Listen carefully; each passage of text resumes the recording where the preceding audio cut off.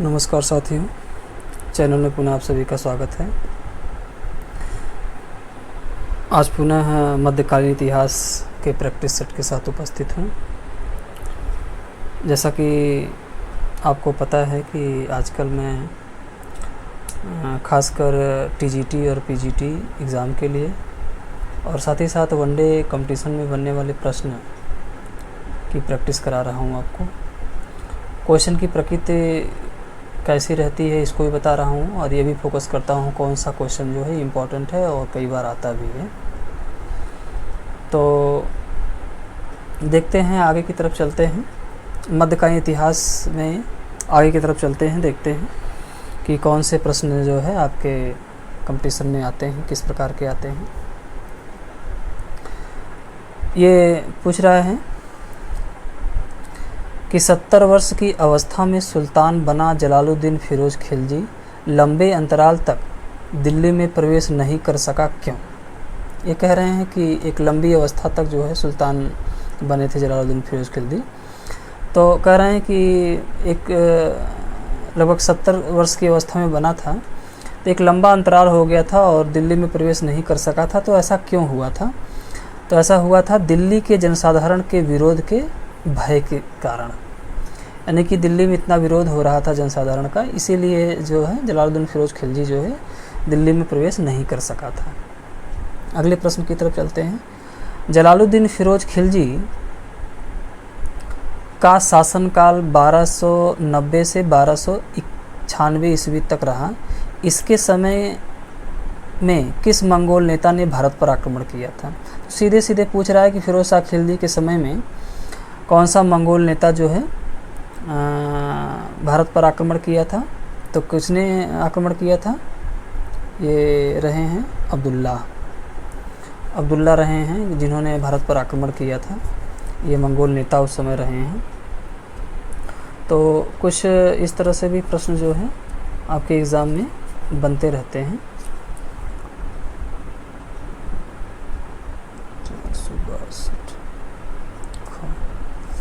अब्दुल्ला है ना, अब्दुल्ला मंगोल नेता रहा है जिसने जलालुद्दीन फिरोज खिलजी के समय में भारत पर आक्रमण किया था। ये क्वेश्चन, अगला क्वेश्चन देखते हैं। जलालुद्दीन फिरोज के समय में किस वर्ग को नव मुसलमान कहा गया है? तो किस वर्ग को नव मुसलमान कहा गया था? किस वर्ग को कहा गया था? भारत पर आक्रमण के लिए आए उन मंगोलों को जिन्होंने इस्लाम धर्म स्वीकार कर भारत में रहना स्वीकार कर लिया था। यानी कि वो कह रहे हैं कि नव मुसलमान उन्हें कहा जाता था, उन मंगोल नेताओं को कहा जाता था जिन्होंने स्वेच्छा से इस्लाम धर्म स्वीकार कर लिया और भारत में रहना स्वीकार कर लिया। तो ये कारण रहा है। अगला प्रश्न है, 20 जुलाई 1296 को जलालुद्दीन खिलजी ने अपने चाचा जलालुद्दीन खिलजी का वध कहाँ पर किया था? यानी कि अलाउद्दीन खिलजी ने अपने चाचा जलालुद्दीन खिलजी का वध कहाँ पे किया था, यही पूछ रहा है।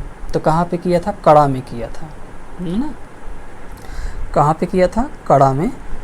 कड़ा में अलाउद्दीन खिलजी ने जलालुद्दीन का वध कर दिया था और शासक बन गया था।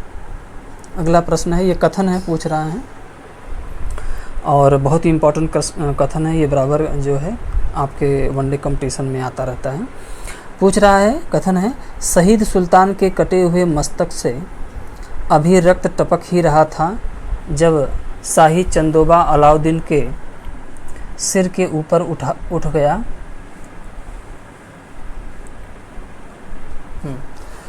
एक बार पुनः पढ़ देते हैं। शहीद सुल्तान के कटे हुए मस्तक से अभी रक्त टपक ही रहा था जब शाही चंदोबा अलाउद्दीन के सिर से ऊपर उठाया गया और वह सुल्तान घोषित किया गया। यानी कि ये कथन है, किसने कहा था उस समय? तो किसने कहा था? अमीर खुसरो का ये कथन है ना।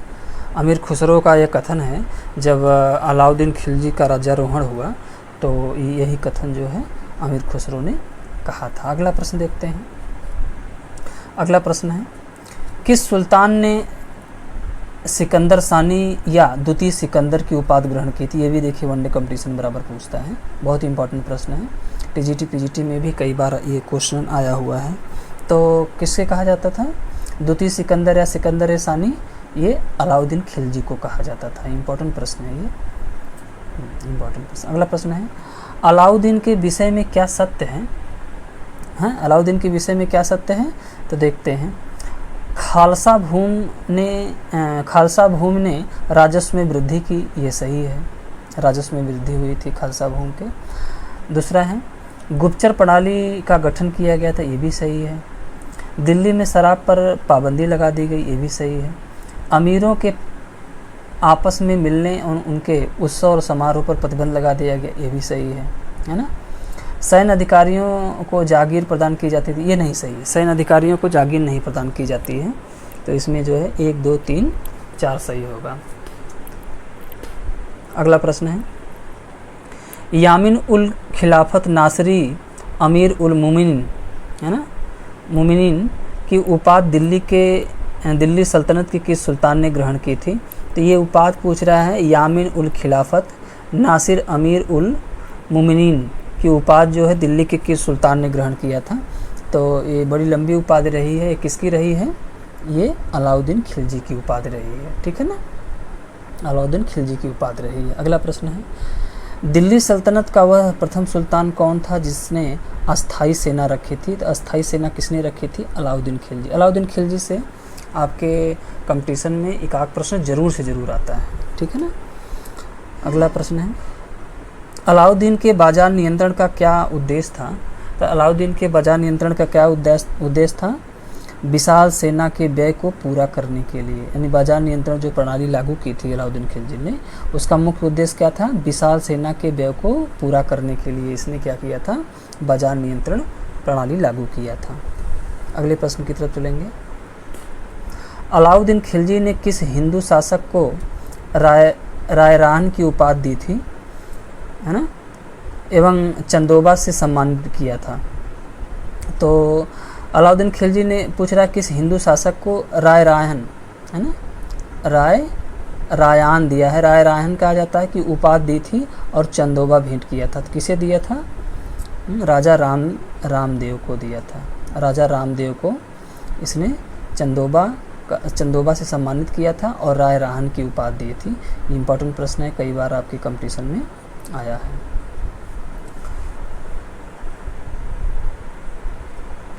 अगला प्रश्न देखते हैं। अगला प्रश्न है, हजार दिनारी के नाम से प्रसिद्ध हिंदू हिजड़ा मलिक काफूर किस विजय के बाद 1297 में अलाउद्दीन के सामने तोहफे के रूप में प्रस्तुत किया गया? अब देखिए, हजार दिनारी जो थी इसकी उपाधि किसका? ये एक हिंदू हिजड़ा था जिसे कहा जाता था मलिक काफूर, इसे हजार दिनारी कहा जाता था। कह रहा किस विजय के उपलक्ष्य में अलाउद्दीन ने उसे तोहफे के रूप में प्रस्तुत किया था? तो गुजरात विजय के उपलक्ष्य में। गुजरात विजय के उपलक्ष्य में ही जो ये मलिक काफूर था इसे हजार दिनारी भी कहा गया और इसको जो है कई प्रकार के तोहफे भी दिए गए थे। तो गुजरात विजय के। अगला प्रश्न है, सेना को दशमलव प्रणाली के आधार पर संगठित करने की व्यवस्था दिल्ली सल्तनत के किस सुल्तान द्वारा दी गई थी? तो सेना को दशमलव प्रणाली पर गठित करने का जो व्यवस्था थी ये किसने किया था? इसको भी अलाउद्दीन खिलजी ने किया था। सेना को दशमलव प्रणाली के आधार पर स्थापित किया गया था। अगला प्रश्न है, अलाउद्दीन भारत का पहला मुस्लिम शासक था जिसने भूमि की वास्तविक आय पर राजस्व निर्धारित किया। अलाउद्दीन खिलजी ने उपज के कितने प्रतिशत भाग को भूमि कर के रूप में लेना निश्चित किया था? तो कितने प्रतिशत भूभाग पर जो है ये राजस्व वसूला करता था? तो उपज का 1/2 भाग, यानी कि संपूर्ण उपज का 1/2 भाग जो है ये किसे देना पड़ता था? अलाउद्दीन खिलजी जो है अपनी राजस्व व्यवस्था सुधारने के लिए पूरे उपज का 1/2 भाग लिया करता था। तो 1/2 भाग हो जाएगा। इम्पॉर्टेंट है, ये भी कई बार आया है। अगला है, आवास एवं चराई कर किस सुल्तान द्वारा लगाए गए? तो आवास एवं चराई कर किस सुल्तान द्वारा लगाए गए? अलाउद्दीन खिलजी के द्वारा लगाए गए थे, है ना। ये आवास और चराई कर अलाउद्दीन खिलजी के द्वारा वसूल किए जाते थे। अगला प्रश्न है, अलाउद्दीन खिलजी के शासनकाल में 1297 से 1306 ईस्वी के मध्य मंगोलों ने भारत पर कुल 6 बार आक्रमण किए। मंगोलों का अंतिम आक्रमण कब और किसके नेतृत्व में हुआ था? ये पूछ रहा है। इम्पॉर्टेंट है, कई बार जो है ये प्रश्न आया है। तो अंतिम बार आक्रमण मंगोलों का 1306-7 ईस्वी में इकबाल पंदा के नेतृत्व में हुआ था। अंतिम मंगोल आक्रमण जो हुआ था अलाउद्दीन खिलजी के समय में, वो 1306 से 7 के बीच में इकबाल पंदा के नेतृत्व में कराया गया था। तो ये सही है। अगला प्रश्न देखते हैं, खिलजी वंश के शासकों का कालानुक्रम से सजाइए। तो खिलजी जो शासक थे उनके कालानुक्रम जो है सजाना है। तो देखते हैं, कालानुक्रम सजाइए, दिए हैं, दिया है। मुबारक शाह खिलजी, शिहाबुद्दीन उमर, नासिरुद्दीन खुसरो, अलाउद्दीन खिलजी, जलालुद्दीन फिरोज खिलजी। तो कालानुक्रम सजाइए। तो पहले होगा जलालुद्दीन फिरोज खिलजी, है ना, जलालुद्दीन फिरोज खिलजी पहला शासक। उसके बाद जो है अलाउद्दीन खिलजी रहे हैं, है ना। फिर उसके बाद शिहाबुद्दीन उमर रहे हैं, और शिहाबुद्दीन उमर के बाद जो है, शिहाबुद्दीन उमर के बाद मुबारक शाह रहे हैं, है ना, मुबारक शाह खिलजी। फिर मुबारक शाह के बाद अंतिम थे नासिरुद्दीन खुसरो, यह अंतिम रहे नासिरुद्दीन खुसरो। एक काला अनुक्रम सजाया गया। तो जलालुद्दीन हो गए, अलाउद्दीन हो गए, है ना, शिहाबुद्दीन उमर हो गए, मुबारक शाह खिलजी हो गए, और नासिरुद्दीन खुसरो, ये सजाया गया है। तो इसमें क्या हो जाएगा, 5 4 2 1 3 हो जाएगा। अगले प्रश्न की तरफ चलेंगे, किस शासक ने स्वयं को खलीफा घोषित किया था? तो किसने स्वयं को खलीफा घोषित किया था? मुबारक शाह खिलजी जो है स्वयं को खलीफा घोषित किया। ये भी बहुत ही इंपॉर्टेंट प्रश्न है, बराबर कंपटीशन में आया वो प्रश्न है। अगला प्रश्न है, अलाउद्दीन खिलजी की दक्षिण विजय का श्रेय किसे दिया जाता है? तो अलाउद्दीन खिलजी को दक्षिण विजय का श्रेय किसे दिया जाता है? मलिक काफूर को दिया जाता है। तो मलिक काफूर जो है अलाउद्दीन खिलजी के दक्षिण विजय में बहुत ही सहयोग किया था और उसके साथ साथ रहा करता था। अगला प्रश्न है, दिल्ली के तुगलक वंश का संस्थापक कौन था?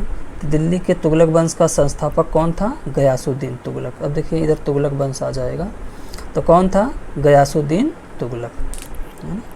अगला प्रश्न देखते हैं, तुगलकाबाद की नींव किस शासक ने डाली थी? तो तुगलकाबाद की नींव किस शासक ने डाली थी? गयासुद्दीन तुगलक ने डाली थी, है ना। तो गयासुद्दीन तुगलक ने तुगलकाबाद की नींव डाली थी। अगले प्रश्न की तरफ चलेंगे, अगले प्रश्न की तरफ चलेंगे। दिल्ली सल्तनत के किस सुल्तान को अंतर विरोधियों का विस्मयकारी मिश्रण कहा जाता है? हाँ देखिए, ये भी बहुत ही इम्पोर्टेंट प्रश्न है और ये कई बार आया भी है। तो अंतर विरोधियों का विस्मयकारी मिश्रण एक तरह से कहा जाता है, किसे कहा जाता है? मोहम्मद तुगलक को कहा जाता है ना, मोहम्मद तुगलक को कहा जाता है। और मुग़ल काल में किसे कहा जाता था? मुग़ल काल में औरंगजेब को कहा जाता था। विरोधी तत्वों का मिश्रण, अंतर विरोधियों का विस्मयकारी मिश्रण किसे कहा जाता था? मुबारक शाह खिलजी को तुगलक वंश में कहा जाता था, है ना, मोहम्मद बिन तुगलक को। अगला प्रश्न देखते हैं, अगला प्रश्न दिया है 1333 में अफ्रीकी यात्री इब्न बतूता के भारत आगमन के समय दिल्ली के किस सुल्तान का शासन था? तो किसका शासन था? ये भी देखिए इम्पोर्टेंट है। तो मोहम्मद तुगलक का शासन था। ये पूछता है इब्न बतूता किसके समय में भारत आया था? तो मोहम्मद तुगलक के समय में आया था। कहाँ का यात्री था? तो अफ्रीका का यात्री था, है ना। ये क्वेश्चन जो है आपके कंपटीशन में बराबर आते रहते हैं। अगला प्रश्न देखते हैं, अगला प्रश्न पूछा है मोहम्मद तुगलक के विषय में निम्नलिखित में क्या असत्य है ना। तो मोहम्मद तुगलक के विषय में क्या असत्य है, यही देखते हैं। दोआब में कर वृद्धि, ये तो सही है। सांकेतिक मुद्रा का प्रचलन, ये भी सही है ना।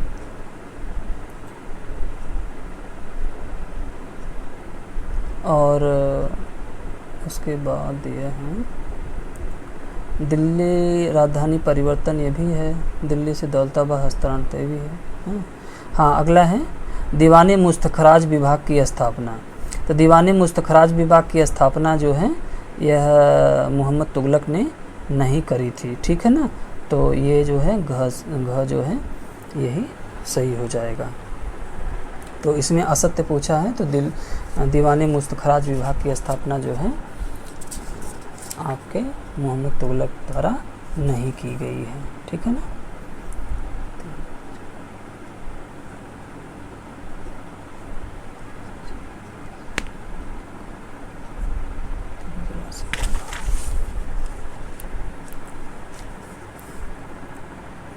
अगला प्रश्न देखते हैं। हाँ, अगला प्रश्न है हनूज दिल्ली दूरस्थ, यानी कि अब दिल्ली दूर नहीं, यह कथन किसका है? तो यह अब दिल्ली दूर नहीं यानी कि हनूज दिल्ली दूरस्थ, यह किसने कहा था? तो निजामुद्दीन औलिया का यह कथन है। तो निजामुद्दीन औलिया ने कहा था अब दिल्ली दूर नहीं है, यानी कि हनूज दिल्ली दूरस्थ। अगला प्रश्न है सूची फर्स्ट को सेकंड से सम्मिलित करना है। तो देखते हैं, तुगलकाबाद की नींव किसने डाली थी? गयासुद्दीन तुगलक ने। आदिलाबाद की नींव किसने डाली थी? आदिलाबाद मोहम्मद तुगलक ने। और फिरोजाबाद की नींव किसने डाली थी? फिरोज शाह तुगलक ने। और खिजराबाद की नींव किसने डाली थी? अलाउद्दीन खिलजी ने। इस तरह से आप मैच करा देंगे तो इसमें हो जाएगा 2, 3, 4, 1। अगला प्रश्न है सल्तनत काल के किस सुल्तान ने सर्वप्रथम सिंचाई कर लगाया? तो सिंचाई कर सबसे पहले किसने लगाया था? फिरोज तुगलक ने लगाया था सिंचाई कर। अगला है बहुत इंपॉर्टेंट अगला प्रश्न है ब्राह्मणों पर सर्वप्रथम जजिया कर किस सुल्तान ने लगाया था? तो ब्राह्मणों पर सबसे पहले जजिया कर किसने लगाया था? फिरोज शाह तुगलक ने। बहुत पुराना क्वेश्चन हो गया है ये, तो ये आपको पता ही होगा। तो फिरोज शाह तुगलक ने लगाया था। अब देखिए इधर सूची फर्स्ट को सेकंड से सम्मिलित करना है। तो अब देखते हैं कि दीवाने अर्ज जो विभाग था, तो दीवाने अर्ज विभाग की स्थापना किसने की थी? तो दीवाने अर्ज विभाग की स्थापना किसने की थी? बलबन ने की थी। बलबन है ना। दीवाने अर्ज जो विभाग स्थापित किया था, किसे किया था? बलबन द्वारा किया गया था। अगला प्रश्न है दीवाने मुस्तखराज विभाग की स्थापना किसने की थी? दीवाने मुस्तखराज अलाउद्दीन खिलजी द्वारा किया गया था, है ना। अलाउद्दीन खिलजी द्वारा किया गया था। दीवाने अमीर कोही विभाग की स्थापना किसने की थी? दीवाने अमीर कोही जो था यह मोहम्मद तुगलक के द्वारा कराया गया था, है ना। अगला है दीवाने खैरात जो विभाग स्थापित किया गया था किसने किया था? तो दीवाने खैरात किसने किया था? फिरोज तुगलक द्वारा स्थापित किया गया था, है ना। ये शादी ब्याह के लिए अनुदान दिया करता था खैरात विभाग में। और इसके बाद क्या है, हाँ दीवाने बकूफ दिया है, या इसे बयूतात भी कहा जाता है। दीवाने बयूतात कहिए या दीवाने बकूफ कहिए। तो दीवाने बकूफ विभाग की स्थापना किसने करी थी? ये जलालुद्दीन खिलजी ने किया था, है ना। इसको जलालुद्दीन खिलजी ने किया था। हाँ, अगला है दीवाने बंदगान। देखिए दीवाने बंदगान किसने स्थापित किया था? ठीक है ना। दीवाने बंदगान जो था, इसको दीवाने बंदगान जो था एक तरह से इसको स्थापित किया था इल्तुतमिश के द्वारा स्थापित किया गया, इल्तुतमिश के द्वारा स्थापित किया गया होगा।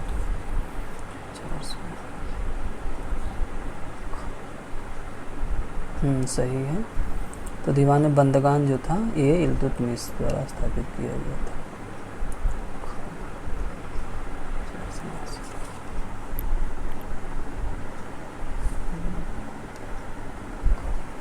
ठीक है।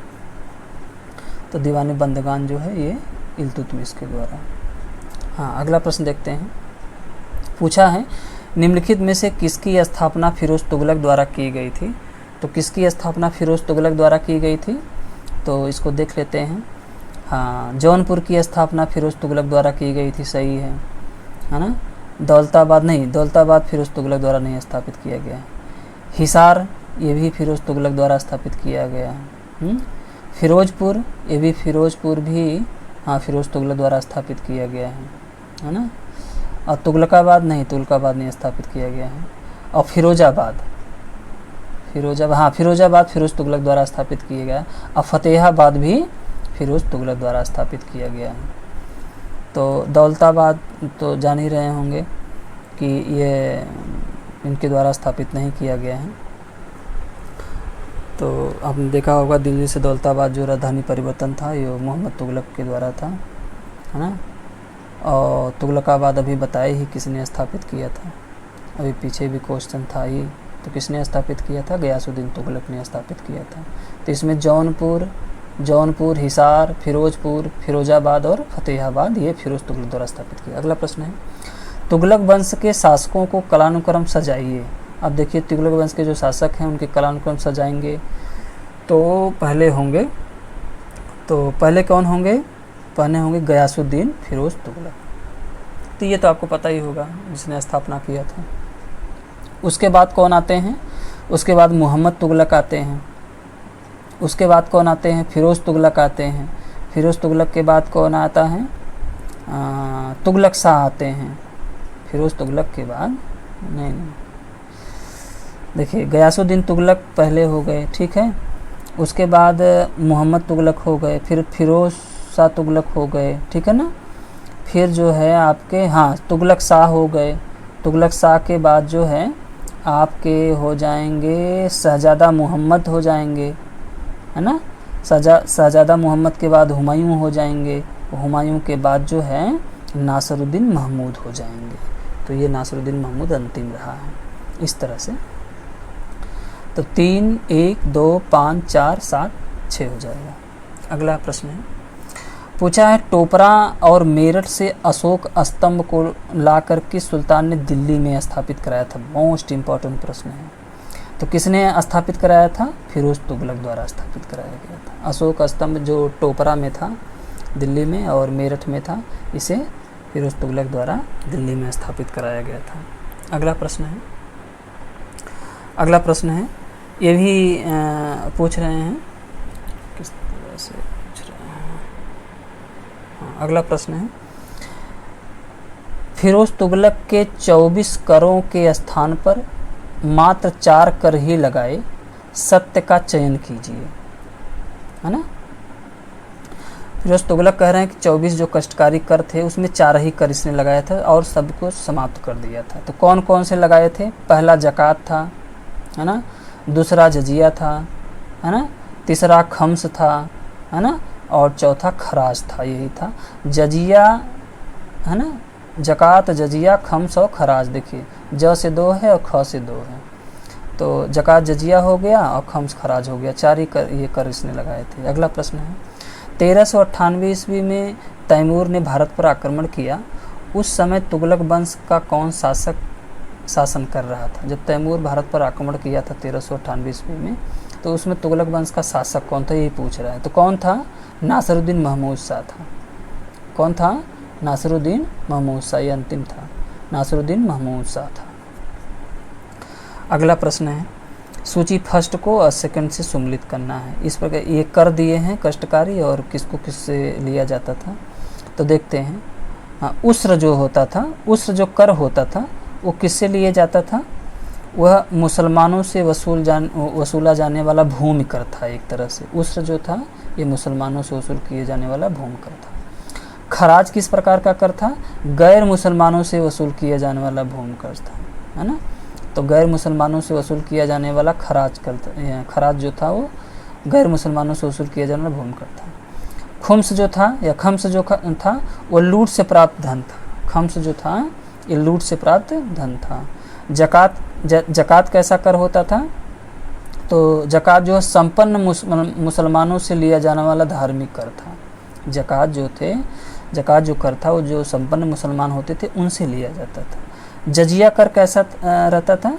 तो जजिया कर किससे लिया जाता था? गैर मुसलमानों यानी जिसे जिम्मी कहा जाता था, तो गैर मुसलमानों से लिया जाने वाला कर था ये जजिया, ठीक है ना।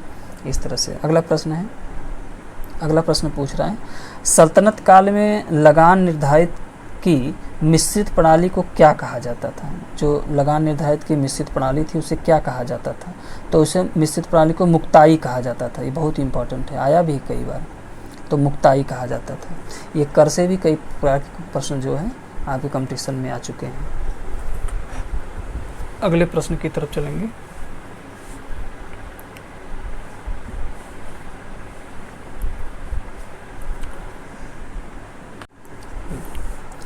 अगला प्रश्न पूछा है, सल्तनत काल में किसानों को उपज का कितना भाग लगान के रूप में देना पड़ता था?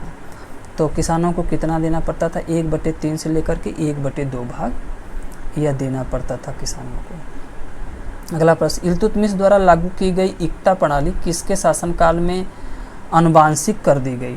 तो इल्तुतमिश ने इक्ता प्रणाली की शुरुआत की थी, तो कह रहा है कि किस शासक के समय में अनुवांशिक कर दी गई। ये भी देखिए गुड़ प्रश्न है, आया भी है। फिरोज तुगलक के समय में इसे अनुवांशिक कर दिया गया था। अगला है, मकबरा निर्माण शैली का जन्मदाता किसे माना जाता है? तो मकबरा निर्माण शैली का जन्मदाता इल्तुतमिश को माना जाता है। ये भी इम्पोर्टेंट है। अगला प्रश्न है, अगला प्रश्न सूची फर्स्ट को सेकंड से सम्मिलित करना है, और इधर जो है आपके नगरों का नाम दिया गया है, और इधर ये पूछ रहे हैं किस लिए प्रसिद्ध रहे हैं, है ना। तो देवल क्या था? देवल एक तरह से सल्तनतकालीन अंतर्राष्ट्रीय बंदरगाह देवल बंदरगाह था, ठीक है ना। सुरसुती क्या था? सुरसुती अच्छे किस्म के चावल के लिए प्रसिद्ध था। सुरसुती। अहिलवाड़ किस लिए प्रसिद्ध था? अहिलवाड़ व्यापारी तीर्थ स्थल के लिए प्रसिद्ध था। और सतगांव जो था यह रेशमी रजाइयों के लिए प्रसिद्ध था, सतगांव। और आगरा नील के उत्पादन के लिए प्रसिद्ध था। ये तो आमने सामने मैच कर रहा है। अगला प्रश्न है, अगला प्रश्न पूछा है कि सल्तनत युगीन सैन्य विभाग को आरिज मुबालिक कहा जाता था। इस समय सेना का गठन सिपह सलार, अमीर, मलिक एवं खान पदाधिकारियों में किया जाता था। निम्न में से सर्वोच्च अधिकारी कौन होता था? मतलब सैन्य विभाग का जो गठन किया गया था, जिसे आरिज मुबालिक कहा जाता था सैन्य विभाग को, तो इसमें सबसे बड़ा अधिकारी पूछ रहा है कौन होता था? तो इसमें सबसे बड़ा अधिकारी जो है खान होता था, है ना। खान को बहुत सारे अधिकार प्राप्त थे राजा के द्वारा, तो खान सबसे बड़ा अधिकारी होता था, सर्वोच्च पदाधिकारी होता था। अगला प्रश्न है, अगला प्रश्न पूछ रहा है कि सल्तनत काल का प्रथम मकबरा किसे माना जाता है? तो सल्तनत काल का प्रथम मकबरा किसे माना जाता है? नासिरुद्दीन का मकबरा या सुल्तानगढ़ी का मकबरा? बहुत इंपॉर्टेंट प्रश्न आया है, सुल्तानगढ़ी का मकबरा या नासिरुद्दीन का मकबरा। ये कभी कभी इसमें भी क्वेश्चन देता है कि नासिरुद्दीन का मकबरा जो है कहाँ पे बनाया गया था? सुल्तानगढ़ी में। यह है सल्तनत काल का प्रथम मकबरा था। अगला प्रश्न है, तुगलक काल की किस इमारत को धर्मनिरपेक्ष इमारत कहा जाता है? तो तुगलक काल की किस इमारत को धर्मनिरपेक्ष इमारत कहा जाता है? 12 खंभा भवन को, है ना। 12 खंभा भवन जो इमारत है इसे धर्मनिरपेक्ष कहा जाता है। तो इसमें एक तरह से 12 खंभा जो बना है, कई धर्मों की कलाकृतियाँ उसमें उकेरी गई हैं। अगला प्रश्न है, शुद्ध इस्लामी शैली में निर्मित भारत का प्रथम मकबरा कौन सा है? तो शुद्ध इस्लामिक शैली में बनाया गया भारत का पहला मकबरा है बलबन का मकबरा। बहुत इंपॉर्टेंट प्रश्न है और आया भी है आपके कंपटीशन में। अगला प्रश्न है, अलाउद्दीन खिलजी द्वारा निर्मित अलाई दरवाजे को किस इतिहासकार ने इस्लामिक स्थापत्य कला के खजाने का सबसे सुंदर हीरा कहा था? यानी इसकी तारीफ की थी जो अलाउद्दीन खिलजी ने अलाई दरवाज़ा बनवाई थी, तो किसने कहा था? मार्शल ने कहा था। मार्शल जो है ये अलाउद्दीन खिलजी द्वारा बनवाई गई अलाई दरवाजे का बहुत ही खूबसूरत वर्णन करता है। कहता है इस्लामिक स्थापत्य कला के खजाने का सबसे सुंदर हीरा था वो, मार्शल ने कहा था। अगला है, भारत में प्रथम पूर्ण इस्लामिक शैली के अंतर्गत निर्मित जमात खां मस्जिद का निर्माण किस सुल्तान ने कराया था? देखिए ये भी इम्पोर्टेंट प्रश्न है। तो पूर्ण इस्लामिक शैली ये परंपरा पर आधारित, यानी कि जमात खां मस्जिद का जो निर्माण हुआ था ये अलाउद्दीन खिलजी द्वारा कराया गया था। इम्पोर्टेंट प्रश्न है। निम्न निर्माण कार्यों को कालानुक्रम सजाइए। अब देखिए जो निर्माण कार्य हुए हैं उसको कालानुक्रम के अनुसार सजाते हैं। तो इसमें देखते हैं, पहले तो होगा कुब्बतुल इस्लाम मस्जिद, कुतुब जो ये आपके कुतुबुद्दीन ऐबक ने कराया था। उसके कुब्बत उस इस्लाम मस्जिद के बाद जो है कुतुब मीनार बनाया गया है ना। कुतुब मीनार के बाद आपके हो जाएंगे अलाई दरवाज़ा है ना बनवाया गया अलाउद्दीन खिलजी के द्वारा। फिर जो है आदिल शाह का किला बनवाया गया है ना, आदिल शाह का किला बनवाया गया। और लास्ट में है ऊखा मस्जिद बनाया गया है ना। तो ये आपको इस तरह से हो जाएगा 2, 1, 3, 4 और 5 हो जाएगा। इस तरह से कालानुक्रम अनुसार हो जाएगा। अगला प्रश्न देखते हैं। अगला प्रश्न है सूची फर्स्ट को सेकंड से सम्मिलित करना है। इधर इमारत जो है और इधर शासक दिए गए हैं, तो इसको आपको मैच कराना है। तो 2.5 दिन का झोपड़ा किसने बनवाया था?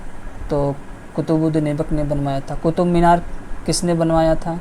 तो देखिए कुतुब मीनार शुरू तो कुतुबुद्दीन ऐबक ने कराया था, इसका पूर्ण कराने का श्रेय इल्तुतमिश को दिया जाता है, तो इल्तुतमिश हो गया। अलाई दरवाज़ा भी बताए ही है ना, अलाउद्दीन खिलजी हो गया। जहाँ पनाह नगर, तो जहाँ पनाह नगर किसने बनवाया था? मोहम्मद तुगलक द्वारा बनवाया गया था। और फिरोज़ तुगलक का मकबरा किसके द्वारा बनवाया गया था? फिरोज़ तुगलक के द्वारा ही बनवाया दिया गया था। तो इस तरह से आप मैच करा देंगे, मिल जाएगा। अगला है सैयद वंश की स्थापना किसने की थी? तो सैयद वंश की स्थापना खिज्र खां। ये भी देखिए बहुत इंपॉर्टेंट प्रश्न है। खासकर इसमें से ज़्यादा प्रश्न जो है बीएड एंट्रेंस में भी आपके आ सकते हैं, है ना। जो बीएड एंट्रेंस अभ्यर्थी देना चाह रहे हैं उनके लिए भी बहुत अच्छा है ये। तो सैयद वंश की ये सब क्वेश्चन आता है। सैयद वंश की स्थापना किसने? खिज्र खां। अगला है लोधी वंश के संस्थापक कौन रहे हैं? तो बहलोल लोधी रहे हैं। इंपॉर्टेंट ये भी है। आगरा शहर का स्थापना किसने करी थी? तो किसने करी थी? सिकंदर शाह लोधी ने, सिकंदर लोधी ने किया था। अगला प्रश्न है सूची फर्स्ट को सेकंड से सम्मिलित करना है। इधर जो है राजवंश दिए हैं, वंश दिए हैं, और इधर जो है कब कौन कौन शासक रहा है। तो इसको देखते हैं। गुलाम वंश कब से कब रहा है? तो गुलाम वंश 1206 से लेकर के 1290 है ना। और खिलजी वंश कब तक रहा है? तो खिलजी वंश 1290 से 1320 तक रहा है। हाँ यही है। तुगलक वंश कब तक रहा है? तुगलक वंश जो है आपका रहा है 1320 से लेकर के 1414 तक। सैयद वंश जो रहा है ये कब तक रहा है? तो सैयद वंश आपका 1440 से लेकर के 1450 तक रहा है। लोधी वंश जो है लास्ट में 1450 से लेकर के 1526 ईस्वी तक रहा है। तो ये इस तरह मैच करा देंगे, लगभग आमने सामने ही इसका मैच दिया है। अगला प्रश्न देखते हैं।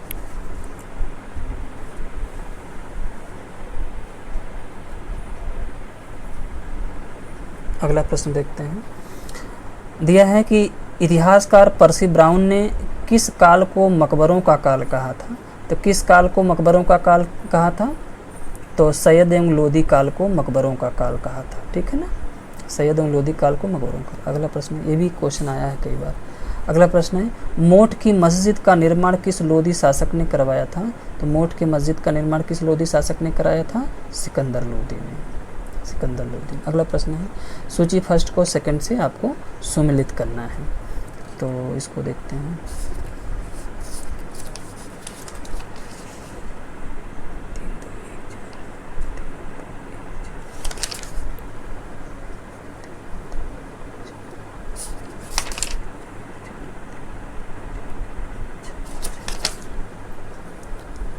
देखिए तो जैसा कि दिया है,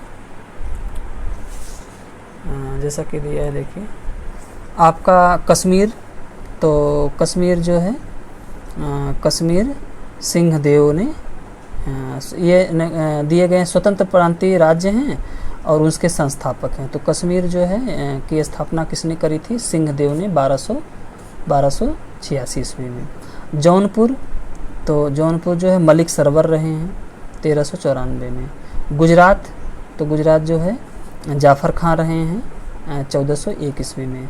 बंगाल, तो बंगाल में रहे हैं, बंगाल में हाँ शमसुद्दीन इलियास शाह रहे हैं 1342 ईस्वी में।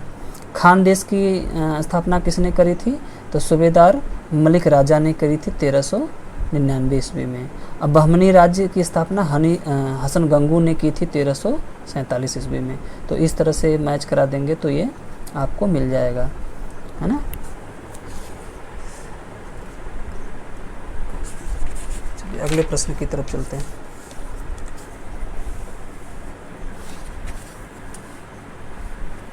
अगले प्रश्न की तरफ चलेंगे। पूछा है सिराज हिंद या पूर्व का सिराज किस राज्य को कहा जाता है। देखिए बहुत ही इंपॉर्टेंट प्रश्न है। सिराज हिंद पूर्व का सिराज किसे कहा जाता है, जौनपुर को कहा जाता है। जौनपुर का पुराना नाम था पूर्व का सिराज या सिराज हिंद। अगला प्रश्न है सूची फर्स्ट को सेकंड से मिलाना है। इधर कुछ मस्जिद दिए हैं, स्थापत्य कला है, और इधर जो है किस राज्य में स्थापित है इसको दिया गया है। तो हिंडोला महल कहाँ पे है, तो हिंडोला महल जो है मालवा में है। हिंडोला महल जो है मालवा में है। विजय स्तंभ या कीर्ति स्तंभ कहाँ पे है, तो ये चित्तौड़ में है ना। अटाला मस्जिद कहाँ है, तो अटाला मस्जिद जौनपुर में है। अदीना मस्जिद कहाँ है, तो अदीना मस्जिद गुजरात में है ना। हाँ गुजरात में है अदीना मस्जिद। इकलाखी मकबरा कहाँ है, तो इकलाखी मकबरा बंगाल में है। तो इकलाखी मकबरा बंगाल में। अदीना जो है, अदीना कहाँ पे है, तो अदीना जो है आपके गुजरात में है। अगला है पूछ रहा है भारत का तूतीय हिंद। देखिए भी वनडे कंपटीशन में बहुत बार क्वेश्चन आया है, खासकर तो बीएड वर्ड में बहुत पूछता है। बीएड एंट्रेंस देते हैं जो लोग, उनके लिए तो बहुत ही अच्छा है। तूतीय हिंद किसे कहा जाता है, अमीर खुसरो को कहा जाता है। अगला प्रश्न है सूची फर्स्ट को सेकंड से आपको सुमिलित करना है। तो चलिए मिलाते हैं। इधर जो है कुछ पुस्तकों का नाम दिया है, इधर जो है उसके लेखकों का नाम दिया है। तो देखते हैं। तो तारीख़ सिंध किसी ने लिखा है, तो तारीख़ सिंध लिखा है मीर मोहम्मद मासूम ने लिखा है। किताबुर रहेला किसने लिखा है, तो इब्न बतूता की पुस्तक है रहेला। तारीख़ फिरोज़ शाही किसने लिखा है, तो जियाउद्दीन बरनी ने लिखा है। आशिक या नूह सिपहर किसने लिखा है, तो अमीर खुसरो ने लिखा है। अब फुतवाहत फिरोज़ शाही, ये फिरोज़ शाह तुगलक की आत्मकथा है, इसने ही लिखा है। तो इस तरह से मैच करा देंगे। ठीक है साथियों, तो मुझे विश्वास है कि वीडियो आपको अच्छी लगी होगी, और अच्छी लगी होगी तो आप वीडियो को शेयर करने का प्रयास करेंगे, और ज़्यादा से ज़्यादा सब्सक्राइब करें। जो हमारे नए साथी जुड़ना चाहते हैं चैनल से, तो प्लीज़ चैनल को सब्सक्राइब करें, लाइक करें, कमेंट करें, शेयर भी करें, और साथ ही साथ बेल आइकन को दबाना ना भूलें, क्योंकि जैसे ही मेरी नई वीडियो अपलोड होगी वैसे ही आप तक पहुंच जाएगी। बहुत बहुत शुभकामनाएं, बहुत बहुत धन्यवाद।